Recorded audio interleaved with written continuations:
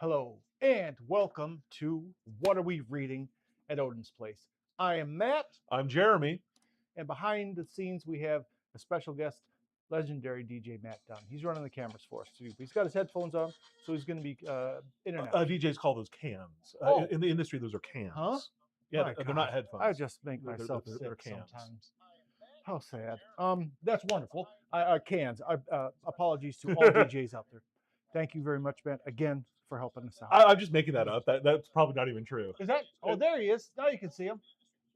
There we go. That's how we get the butts in the seats. We've got some good stuff. This is an odd week, wasn't it? Yeah. There were a couple of flagship books, a couple of big anchor titles, but mostly it was the small and the weird stuff. This was a month where there's 5 Wednesdays, and Yep. whenever there's a fifth week month, everything just gets divided and spread out weird. Instead of 4 weeks, it's divided out by 5, so you get smaller weeks and sometimes weird combination of books that don't normally come out at the same time. Yeah. And that gave us sort of a weird like shotgun of books this week. And I guess we can start with my personal favorite of the week, The Fury of Firestorm, The Nuclear Man, issue 4. I also read this one. What did you think? Because I know you wanted to pick this one for your pick of the week. Yeah, and I totally would have, but I wanted to make sure that we sold the copies that we had to actual customers. So I picked my backup book, which was also awesome, and we'll talk about that one in a minute. Cool. But I am a lifelong Firestorm fan. I was a little kid when he showed up on Super Friends. There you go. And I knew I couldn't get every Batman comic. I couldn't read every Captain America appearance. But I was pretty sure I could read every Firestorm. This guy was custom made for you, right at the right time. He had fire for hair and a pirate shirt. What's more to like? I always thought he was awesome. I had his superpowers figure from Kenner. Yes. I think it was one of the only ones I didn't have. Yeah, and they all had that weird action where you'd like squeeze squeeze their legs and they'd spin around, or like their karate chop. Kenner loved their action features. They sure did. This book is not warm, fuzzy childhood nostalgia. No. This book gets dark. Yeah. This book shows that in the current DC universe, I love this part. There was a arms race for countries to create their own Superman. Yeah. The Superman Project. Yeah. And so we had Dr. Will Magnus, who invented the Metal Men. We had Professor Niles Calder, who put together the original Doom Patrol. Simon Stagg, the billionaire industrialist who led to the creation of Metamorpho, the Element Man. And Professor Stein, who, it turns out, the creation of Firestorm wasn't a lab accident. That's just a lie that they told Ronnie. Ronnie was a guinea pig. Ronnie was a human host for Firestorm, and it was all a plan that the professor had that has now completely gone pear-shaped. We talked a little bit about this beforehand, retcons. And this retcon is the rare one that is done absolutely perfect, in my opinion. This brings so much more, fleshes everything out. I'm absolutely in love with this, and I hope that you are too. Yeah, I'm a huge fan of the character of Firestorm. Notoriously, even when he was a male model named Ron Ray in Extreme Justice. I was looking up pictures for that. We need to get a t-shirt of that. Yeah, I've always loved the character. And all his supporting characters. His on-again, off-again Lorraine, a.k.a. Firehawk, is actually the focus character of the first 3 issues of this title. And everything that they're doing here is 100% consistent with the years that John Ostrander did on the book in the 80s. Ugh. Wow. It's fleshing out stuff that seems like the natural progression of stories that they were telling back then. And those are the retcons that work for me. Yeah. This book was great. So good. What have I got? I forgot to put them in order.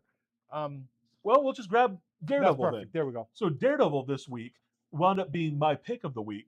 It was a great uh, second choice, a silver medalist. Uh,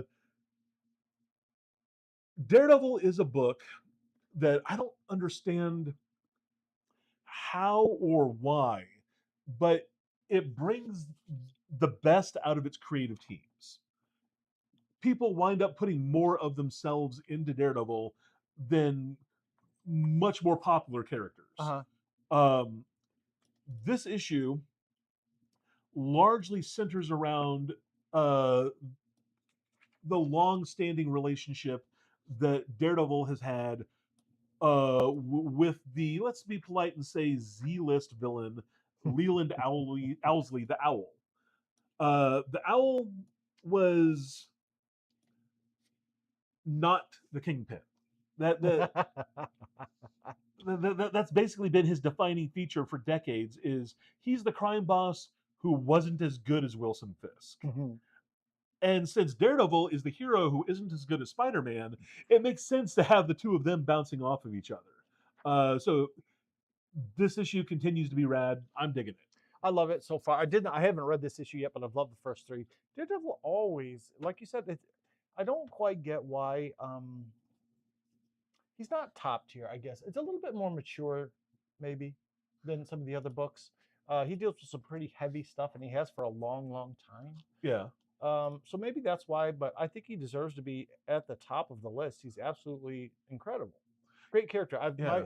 I've been reading this since I was a kid too. I even loved the Kevin Smith run. I thought was brilliant. I'm even a fan of that period of time that he pretended to be his own identical twin brother, Matt Murdock, who nobody had ever met before and could totally see just fine. Um, and then after he had to kill off Mike Murdock, um, Foggy and Karen and all of his friends were furious that Matt didn't seem to care that his twin brother Mike was dead. How could you Oh, heartless monster? Your brother is dead and you don't care. maybe stories like that are also another reason why he's not at the top of the mountain. I don't know. They all have bad ones like that. Hey, Spider-Man had clones. That's true. That's a much bigger sin than Yeah. Mike. What do we got here? Well, next up, the body horror title. Did you hear about Mimi Green? Body horror super hot right now. We're talking Yeah. a couple more here in a little bit. And this title approaches things completely different. It's all about fat shaming, body dysmorphia. The main character uh, has gone to a spa where everything is being treated holistically, not just uh, going to the sauna and sweating off the pounds, Uh-huh. but there's yoga, there's counseling, there's all this stuff, but there's also some messed up David Cronenberg things happening where people's bodies are being turned into these horrifying tentacle beasts. So the Yeah. interesting thing You about the take the good with the title, bad. yeah, you take the good, you take Take the the bad. bad, You take them both. and then you have the facts of life. Um, so the cool thing about this book is it's got an unreliable narrator. Um, she's kind of crazy. Oh, We're not entirely okay. sure what's happening. Uh, Sometimes her perspective is different from our perspective. Okay. Um, it's a book that's playing with your perception of your own body, other people's bodies, uh, how you react to people reacting to your body. Um, it's it's covering a lot of pretty intense topics for a comic book, but it does it in a cool way. Good. I'm digging it. This looks like a little more polished, extended chapter of like Creepshow or something, Yeah, which does that a lot. That's yeah. cool. Good. I'd say it's maybe a more feminist version of the beauty. Okay. Okay. Um, but regardless, it's a short miniseries, but it's been neat so far. Trying to find. I had one. Oh, here. Speaking of Cronenbergian monstrosities, Hell yeah. Clayface, issue number 1 of Celebrity Dirt. Now, Clayface right now is big. We've got a big Clayface movie coming up. This is the DC movie that everybody's saying like we can just forget about Batman right now. We've got other better, bigger things going on, and of course that's kind of being facetious, but The trailer's amazing. It is. The trailer, if you haven't seen it, is this is going to be a hard R superhero related movie. It's going to be taking place in the same universe as the Batman. Yeah. And the recent HBO Penguin TV show. So it's going to have a vibe more like that than the current Superman Supergirl. right. So no cute dogs in here. But instead, well, on like the second page, this lady's face melts off and goes plop onto the ground. Yeah. Things get weird from there. There have been a bunch of different clay faces over the years. My personal favorite era, they had a whole team of them called the Mud Pack. And they wound up fighting Wonder Woman because they're like, hey, you're made of magical clay. If we harvest this into us, we'll have the power of the gods. It's actually pretty brilliant. Yeah, it was a rad story. I actually just on eBay bought the entire Mud Pack Oh, sweet. storyline, and Yeah. it was happening right at the tail end or the aftermath of Jason Todd dying. Yeah. So they were messing with his head about all that, and they Wow. strapped him down in a movie theater, and it was like the Boris Karloff and Clayface 2, 3, like all of them were like messing with them. It was pretty cool. Yeah, I would strongly recommend checking that out. So the Clayface in here, he thought that he was Basil Carlo. He thought that he was the great movie star, and he's ready to implement horrible acts of violence in order to escape from Arkham and get back where he belongs on the silver Big screen. Yeah, he's a superstar. Um, Everybody loves him. But when it turns out there's already a Basil Carlo who's out making movies, he realizes that, well, I'm not that guy. Why don't I go to Hollywood? I loved the first issue of this. It's really well done. Very well done. So much of the Bat universe lends itself to horror really well. And Clayface is a great sympathetic monster. He's Frankenstein. He's the Wolfman, but Yeah. he's not Dracula. You know, he's somebody who is a victim of circumstance. Probably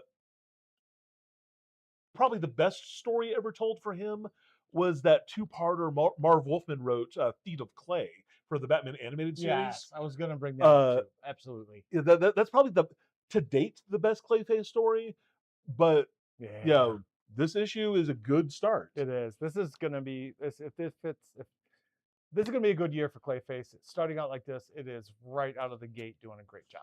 Honestly, yeah, if that movie and that book is even a fraction as good as the Batman the Animated Series arc he was in, Yeah. just like you said, Matt, this year is going to be fantastic for Clayface. Well, one of the things that Matt and I were talking about earlier is tone-wise, this Clayface comic kind of straddles two different worlds. It's superhero and horror. It is appealing, I feel, to both like regular Batman readers who want a superhero book. It does feel like that, but this also isn't going to be a book where Superman saves the day. Right. I don't think anyone's going to save the day. No. This is, and that's what makes it really special, is that it is dealing with it the way that it should be dealt with. So it's like I said, this is top notch. Really, really fun. What do we got? Another book that was really fun this week is Dispatched. Woo! Dispatched is basically UPS Die Hard. Yeah, I wish I had picked this one. I read it afterward, and it was incredible. It's written by B. Clay Moore, who did a great neo-noir book back in the day called Hawaiian Dick that I just loved. The main character is a UPS delivery man. Well, they can't call it UPS. Yeah. It's UPS. And he's just out minding his own business. He's on his rounds, making his deliveries. And then on the second full page, as a barking dog charges him, we see as he snatches the dog out of the sky one-handed that this guy's got some Calmly, skills. yes, calmly. His blood pressure doesn't go up. He's just doing okay. Yeah, the expression on his face hasn't changed. He's got skills and training and is clearly a dangerous mofo. But he's not the only dangerous mofo. When we'll go ahead and just skip ahead, yada yada yada. So, bunch of bad guys take over It is very the Die financial commerce building. Our boy is in the parking garage eating a sandwich, so he gets trapped in there with them. But the big gimmick of this book, what's going to make this book fun and interesting and weird, is he's armed, but he's not armed necessarily with guns or weapons like the terrorists have. He's armed with whatever is in the UPS boxes that he can like open up and well, I'm gonna have to go home alone against these terrorists. I've got a bunch of toy cars, a world's greatest grandpa coffee mug, and some panties. What do I do? So this book mixes the comedy and the action. It feels like an action movie in all Absolutely. the best ways. I really, really, really could see this turned into something else. I think it's going to be a great series on anything because it's got the action, comedy. It's just it really does have that Die Hard vibe, which everybody loves anyway. Hit me. What you got? I just want to really quickly show this one. I got a couple of quick fire ones I'm going to put in. The new Rob Guillory book, Innards. Hell yeah. This is the second issue, and there's still a bunch of questions in my head. And it's an absolutely great Guillory book. He's a friend of the store. We love his work. It's incredible. Everything about this book says what? This is the guy who wrote Chew. Yeah. It's a post-apocalyptic setting. We no longer have oil and gas or even like solar or wind. We are instead powered by the mineral luciferium. Luciferium, just like as intended. Yeah, so much like the dwarves of Moria, we dig down deep, and that always works out Awaken well. something that should not have been awakened. Yeah, so the main character he's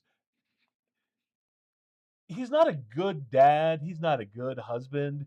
He's kind of running away from his responsibilities by pretending like he's the big man who's earning a living for his family by going down deep and mining. Again, I should reiterate, luciferium. It's a subtle name, implying probably something bad. A little bit. It's just a beautiful book as well. It's beautiful. It's intelligent. It's fun. It's another one that I could absolutely see this as a really cool movie. Yes, it is wacky in all the right ways. Yes, It takes a too.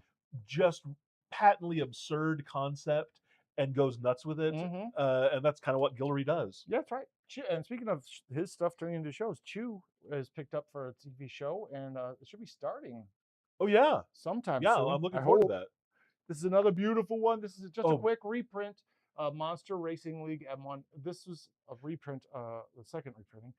And issue 2 comes out next week. That's why the new printing of this came out. We wanted to mention it specifically because people slept on this book. People didn't realize what it was.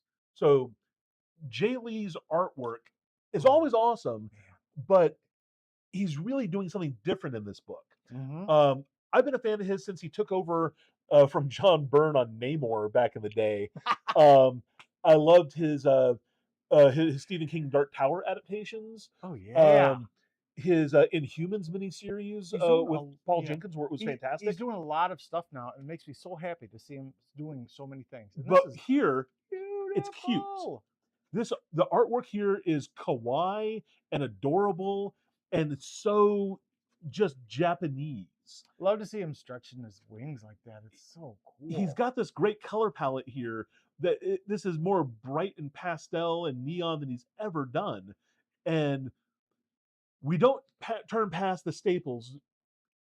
As a rule, unfortunately, we're not going to show people what happens towards the end of Monster Racing League, but the basic setup is a young girl who has lived her life in America. is forced to move back in with a parent in Japan and winds up finding out about an underground racing league, all Fast and Furious style, where apparently Oni and other Japanese demons race muscle cars. It's going to be rad. Yes. Another weird high concept book that was rad as hell was this week's Vampirates. I got 2 pages into this book and texted my sister to tell her I found your new favorite comic, and I texted her a picture of this cover. She used to play a pirate out of the Texas Renaissance Festival, Oh, wow. and was also the person who let me read her Anne Rice books when I was way too young. So I knew she would love this. Again, it's a weird ass post apocalyptic setting. It's a world where vampires have overrun the earth Uh-oh. and become pirates, Of course. like you do. This book That's for sure pretty. is I didn't read this one yet. yeah, it is a book about monstrous people, but the fact that they're vampires is kind of irrelevant to what reads like a more standard, like I guess they call them a romantasy, like the romance fantasy mashups. This is totally like a bodice ripper pirate story where everyone just happens to also be vampires that can like cause giant blood geysers like in a Tarantino movie as they like stab folks with swords. It is action, it's swashbuckling, it's tons of blood. It's awesome. It was a lot of Nice. fun. In a similar vein, first issue of Operation Iron Coffin came out. Now, also vampires, also rivers of blood, Uh-huh. also a unique setting. In this case, it's on a train, but it's not pirates, it's Nazis. And that fellow on the cover looks kind of familiar. Uh-huh. That wouldn't be Vlad the Impaler, It certainly is. the vampire king of Wallachia, Uh-huh. Dracul, they These- called him. Typically a bad guy. Usually. Usually. But again, he's fighting the Nazis. Oh. So So the enemy of my enemy kills Nazis. exactly. Go get him, Dracula. This is a beautiful, fun, silly, dumb book, and it's just like the vampires, but it's Everything doesn't have to be so grimdark serious. You can take a Yes. concept like this of Yes. Dracula killing Nazis on a train because it's awesome. Mhm. And the great thing about comics is whatever you can draw, you can just do. So if you want to say Dracula, Oh, ooh, if you want to say Dracula does that to some Nazis go for it. or that, Make it happen. scrunch, This is a great book. splorch. Super fun, and it reminds me, if you like this kind of stuff, we have a great RPG that delves into this very, very, very similar situation with vampires in general, not Dracula, but it's vampires versus the Nazis. They're coffin dropped into Nazi-occupied Paris, and they just rip it up, and it's a beautiful, fun game. So a lot of fun, great stuff. Absolutely loved it. I'm gonna do. Go ahead. Go Yeah, ahead. let's show some special attention to B.O. Wolf, which of course is Say that quickly. a head scratching pun. You're like, wait a minute, Beowulf. Yeah, this comic is a retelling of English's I've been oldest there. story. You've been to Dane, Yes, Wisconsin? I have. Well, were you there in 1984? My God, I may have been. Because you might have some splaining to do. Uh-oh. No, I never been. So the story of Beowulf defending the Vikings from the evil monster Grendel is told simultaneously to these kids in the 80s who are being menaced by a bully, and you know there is Gordon, aka Grendel, the juxtaposition of the kids versus the historical story is a lot of fun. And by the end, when we get introduced to the hero, the new kid who's transferred to the school, a Mr. I'm going to go ahead and spoil it, B.O. Wolf. Um, we are set up for the showdown of him going up against the local bully Uh-huh. that we're just juxtaposing against the classic fantasy story. Mhm. It's a fun read. It's something that I think when it's all collected into a trade paperback is something I'll be able to sell to like Oh yeah, kids all day long. absolutely. So this one was a lot of fun. Cool. You got some rapid fires? I got some rapid fires coming up. I'll do them. I've got 4 different comics, 4 different publishers. First up, the Uncanny X-Men. They came from beyond. I like that one a lot. This one's terrific. Again, I've been singing about the this current run of Uncanny X-Men for a long, long time, and also the one before this. This has been a great book. I'm so happy. Gail Simone is doing amazing things with this book. There is one of I don't want to spoil it, but one of my favorite classic X-Men villains shows up in this book, and you will be so pleased. Anybody who knows some history about the X-Men, you're going to love this book. Please pick this up. Please read this all the time. It's amazing and wonderful, and I love it. There's a panel in here that I showed Yeah. Matt that I think is a good mission statement of what separates this book from the other no adjective X-Men that's Scott Summers' team. There's a scene where the heroes are uh, fighting the bad guys. Not to give you too much spoilers, but one of the heroes says, "We don't have a jet. That's the other X-Men." You know, these are the folks Oh, that's who great. opted out of the fight. Wolverine, Gambit, Rogue, Rogue. Nightcrawler, Uh-huh. all these people, they're still X-Men, but Yeah. they're not the ones who are like fighting giant robots.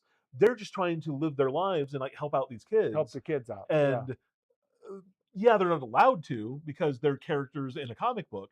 But this is the closest to going legit X-Men have ever gotten to do. Yeah. So that's been great. Beautiful. What else you book. got? The latest issue Transformers. This is the Robert Kirkman run, and it continues to stay one of the top tier comic books out there right now. Absolutely love it.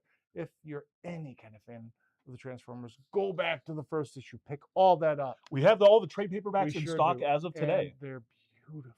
They are beautiful and wonderful. And this is an excellent run. It's a lot of big stuff going on. Doesn't that Optimus's face look different? Looks kind of different. Yeah, he's also a little Weird. smaller Yeah, and yeah. almost like he's forsaken the matrix of leadership and is back to Orion Pax. Oh my goodness. Um, What a strange twist of fate that would be. Dun dun dun. Read this book. It's incredible. In that same universe, the new Mask comic issue 2 hit. Oh, I didn't get this one either. It is really, really fun because we get to see some of the vehicles actually in action.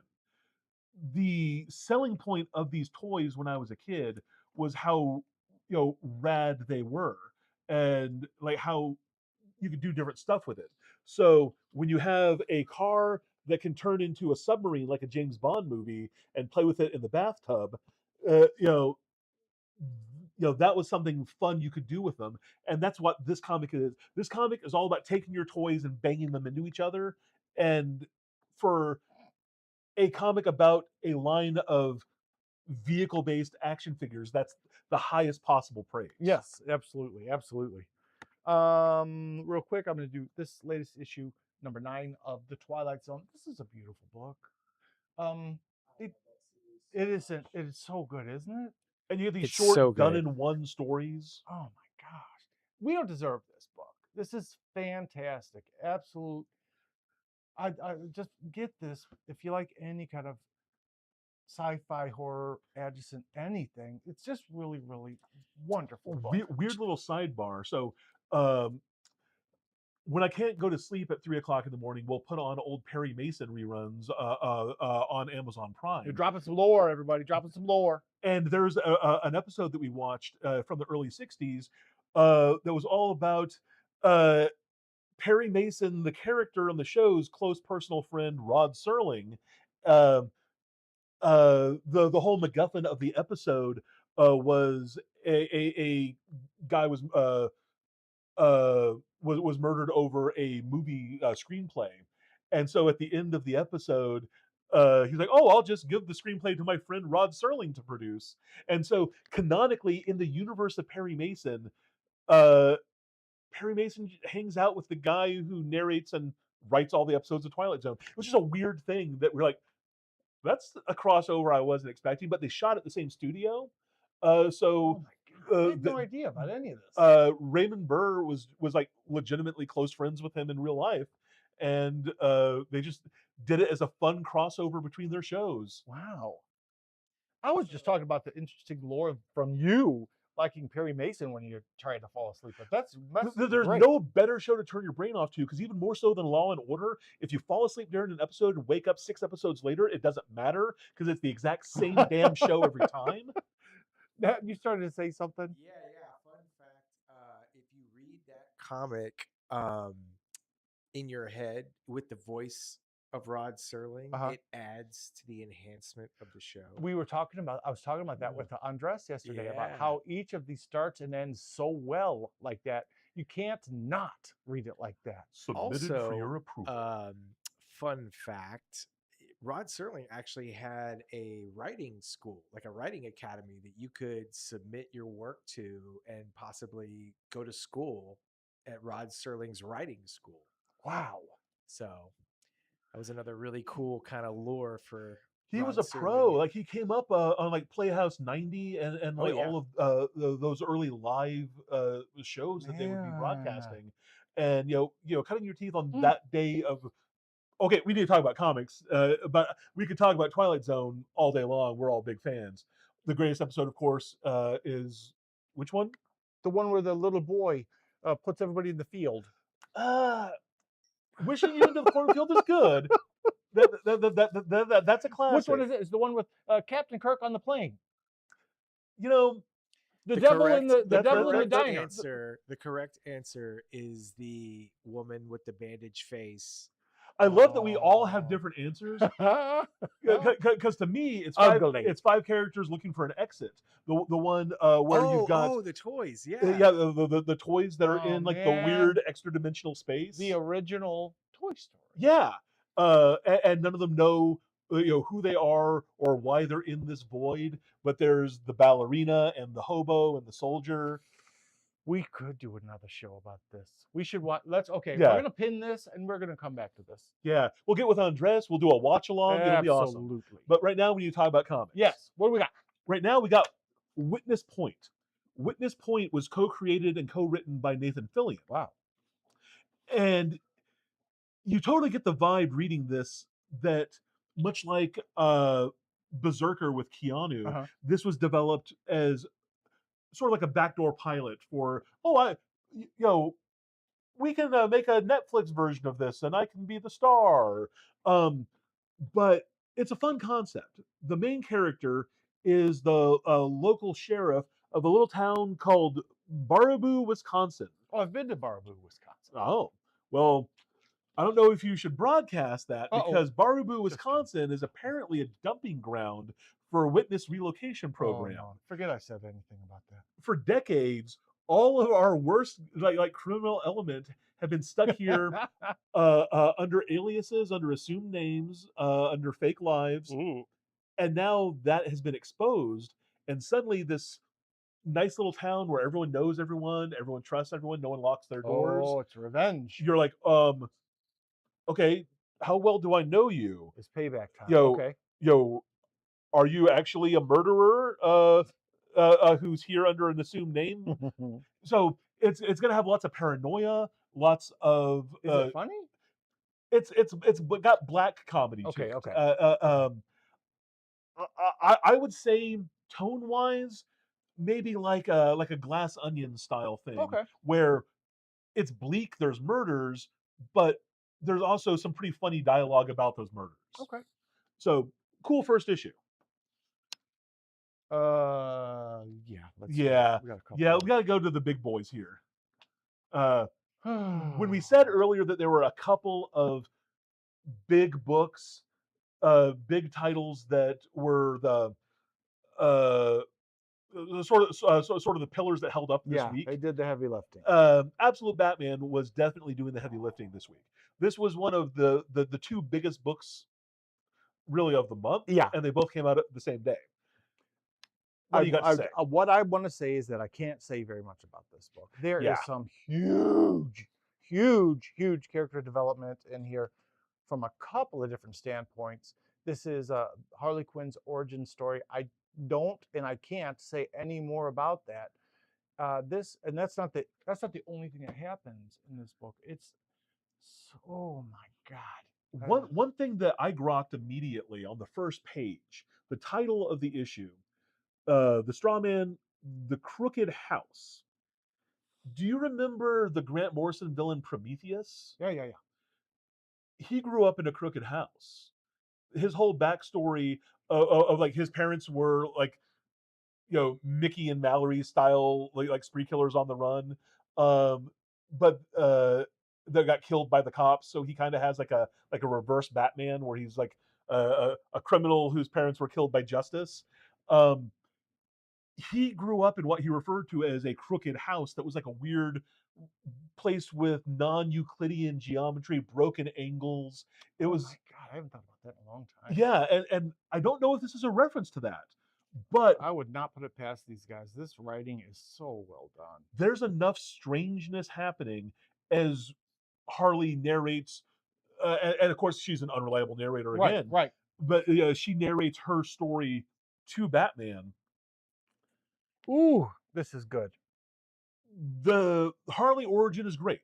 I loved it. My favorite part of the book, and I can't flip too far, but we get Robins in action. I love the concept of the Robins Yeah. being a team together. Yeah, we talked about this before on the last Yeah, issues. yeah, and so that just made my day. Yeah. I was so happy to Mhm. see that. Get this, and again, if we've got all of it up to this point, there's not a day goes by that someone doesn't come in and say, "Hey, I've heard a little something about this Absolute Batman." Yes, you sure did. Please come in. We were talking with Matt right before the show started. This has been opted for an animated series, Yeah, and the people that are doing it, Matt, again, correct me if I'm wrong. This is the people who did the What If Marvel shows. That is correct. The studio that handled all of the Marvel What Ifs, and I think specifically the zombie episode. Oh wow. Are Okay. the ones those that are are gnarly. Yeah. Those are the ones that are handling the Absolute Batman animated And series. I know that Nick Dragata is involved. I know that help me Snyder is involved. Why did I blank on that? This is going to be incredible. Everything about this is incredible right now. I'm looking up the action figures. We haven't really had action figures in a long time, but I really badly want these action figures. So this is going to be incredible. It is incredible right now. It's not the only Absolute book this week. I have to say, all of the Absolute Universe stuff is doing some insane heavy lifting for DC right now. Oh yeah. Both in print, and I'm willing to bet money once it hits the animated world too. Yeah. If you had told me this 3 years ago, I would have laughed in your face. But here we are. And here is Absolute Catwoman #2. What'd you think? I loved it, but this is of all the Absolute books, this one is most non-absolute feeling to me. In a lot of ways, it's still bringing the noise, but this is done in a different way that is similar to a more standard comic book, and I love it. One of the biggest changes to me, so this is a heist issue. This issue is all about Selena putting together her crew. Um, this is the good times before things go bad. And we get introduced to a whole mess of characters. There's a part that I was looking for that I am not finding. I don't think it's after the fold.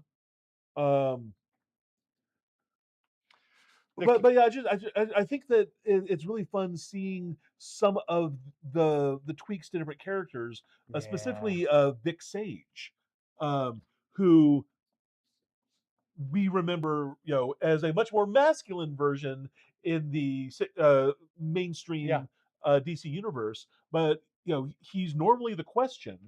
Uh, Folding the Question in with Catwoman early on is as elegant and makes as much sense as all of the Batman villains in Absolute Batman having the same uh, foundational trauma Yeah. that gave us Batman.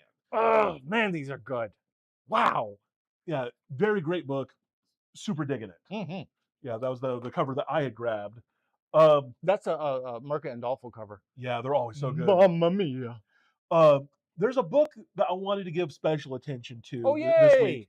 yay! I did read this, by the way. Zoe Tunnel uh, is very online and always happy to talk to their readers. And I reached out to them immediately after reading this issue, just because they got me. There is a cliffhanger moment that is so perfectly seated at the end of issue 2 that you slap yourself for not seeing it coming. Yes. And it's the only thing that Yes. could have happened, and Oh it's my so great. goodness! And what a slap. So this book is dark. It is a Mormon murder mystery where prota- uh, the protagonist of the story is the homicide detective who is investigating the murder of a terrible, terrible man. What's his name? His name is Matthew Dunn. Uh-oh. Very, very funny. Very Uh-oh. funny. Look, all I'm saying is, according to Seven Wives issue 2, on April 17th, 9:04 a.m., Matthew Dunn was murdered during the sacrament meeting in front of his entire family. Oh, Sweet. buddy. Oh, So, buddy. I guess that means you don't have to go to work this week. My boss might beg to differ. But we'll see. It's one of those deals like how they made RoboCop go to work after he died. Yeah. But Oh, yeah, poor RoboCop. the suspects, the ones who have means, motive, and opportunity, are all of his family, all of his wives. And so the detective is going wife to wife, getting piece by piece the story, and it is a just fantastic little murder story. And you said you talked to them? Yeah. I follow them online, and Awesome. they're these days, especially independent creators, have to be online, have to self promote. And I follow tons of writers and artists, and chat with them whenever I can. Um, Once upon a time, we used to do a lot of fun signings. I'd love to Yeah. get something like that going here That'd be again great. soon. We should talk to them again. That'd be fun. But yes, Seven Wives. Um, it is grim, but if you like true crime podcasts, it's worth checking out. Yeah. Very well done. Now, the antithesis to that was this week's It's Simbi. So Simbi is in the same universe as Jeff the Land Shark, which also came out with a new one shot. But Simbi is a little symbiote who doesn't have a human host and just runs around getting into trouble. Oh, Simbi. It is very silly, but kids adore it. I love these. I read these books to my kids, and they are over the moon about it. Yeah, All of them. Jeff, Simbi, they love them. And I love that there's something like this for kids. When I was a kid, we had books like Captain Carrot and His Amazing Zoo Crew over at DC. Love them. Marvel gave us Peter Porker, the Spectacular Spider Ham. And there were like fun, kid books like the Marvel Star imprint, but books like these are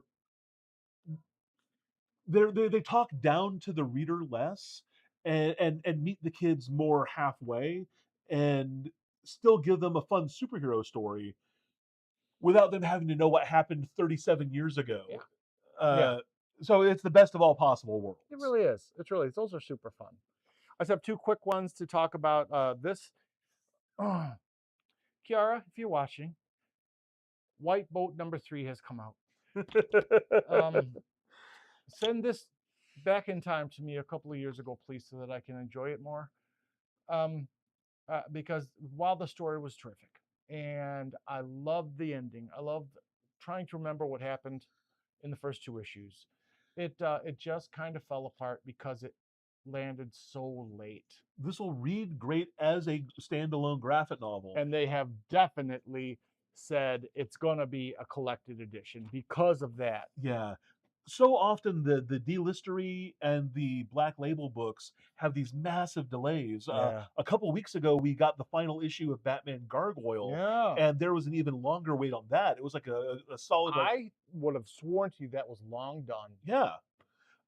When these books come out, they're fantastic. But Francesco Francavella's artwork, gorgeous. Huge fan of theirs. I first became a super fan when they were doing all the Afterlife with Archie stuff. Oh yeah. And few people do like horrifying undead necrosis with a beautiful flair. He's the there was an amazing illustrated Stephen King book called The Cycle of the Werewolf. I love that. Bernie Wrightson Yeah, did the Bernie artwork. Wrightson. Love that. Love that. think I stole Francavella's that from my artwork is library. the closest to that. Okay, good. In good, my good, good, opinion. good, good. I get that. I get that. But he's not an everyday food. He's a special projects guy. Yeah. He's the sort of guy that is going to take his time. It's going to look awesome, but they should really solicit Like a- after they get the whole thing done. Barry Windsor Smith kind of Yeah, art. same The art deal. is very elevated. In addition to that, this Scott Snyder, the writer, is Scott Snyder, the writer. So this guy's got a lot of fish to fry right now. Oh yeah, so great. I get why it's late. I get it. And do pick this up. It's beautiful and wonderful and really, really makes your head hurt. It is just a wonderful book. The last one I wanted to point out, this is a special, special book. I'm sure it is to you too. Do a Power Bomb is being released in black and white, and I thought this was perfect before. Good God. I will promote Daniel Warren Johnson if he wrote and drew menus. It's just incredible. And in just the black and white art, it is so good. My goodness. If you've not read a lot of his stuff in the past, pick this up now. Get the graphic collections that we're starting to sell. Get everything you can. He's amazing. The Moon is Following Us. I think we still have the graphic novels of those. It is such a good stuff. And he hits home with family so well. He did a book a few years ago called Murder Falcon. And Murder Falcon, on the surface, it's almost like Metalocalypse. Yeah. It has like an Adult Swim sensibility to it, but it's about a washed-up metal band that never really made it, who has to get back together, work past their issues to fight Cthulhu with the power of rock. And as one does, as usual. Yeah. When I read that, I knew that I was going to follow this guy on whatever else he did. Yeah. And then the next thing he did was the Transformers reboot. So I was like, oh, hell yeah, I made the right choice. Yeah. Everything he's done is solid gold. Yeah. Do a Power Bomb as a professional wrestling nerd. I got to say, nobody draws wrestling action like this guy. And he loves it. I mean, this is real love. He did a ton of his DCKO covers were Batman power bombing Superman or all kinds of fun wrestling covers. It was really, really cool. Yeah, I mean, the moonsault here, this might as well be Sabu in the ECW arena in 1997. This is rad, and for those of you who don't know the plot, our main character, her parents were professional wrestlers. Her mother dies in the ring in a freak accident, and so nobody will train her, even though she desperately wants to follow in the family footsteps and become a luchador. Everyone's like, no, out of respect for your mother, we'll never let the same thing happen to you. Well, then she gets drafted to fight in an intergalactic kumite in outer space, where all the other contestants come from universes where professional wrestling is real and not fake. Right. And it gets weird from there. Yeah. But that sounds insane. yeah, And it is. And it's wonderful. but as much as it's like nonstop action and violence, it's about family relationships. Yeah. It's It's really about sweet. generational Really a sweet trauma. book. It's a book that I found personally affecting, Yeah. not just as a wrestling nerd, but Yeah. as a comic nerd too. Wonderful, wonderful. Pick it up and get the old versions too. I think that's all we got. Thanks everybody, and thank you, Jeremy. Thank you, Matt. Thank you, Matt. Thank you, This Matt. has been a great week as usual. Join us again next week when we have more of the same. Got all kinds of hot and fun activities coming up. Get on our socials and check out all the stuff we have coming up. It's gonna be a great summer. Thanks for coming. We're here for you guys. We love your community, and please come down and show us some love too. And until then, we just got one question to ask them. What is it? What are you What we reading? You see, that was pretty good. For Yeah. an unscripted ending, that was pretty decent. Yeah. Please like and subscribe below. Thumbs up. Thanks, everybody. Bye.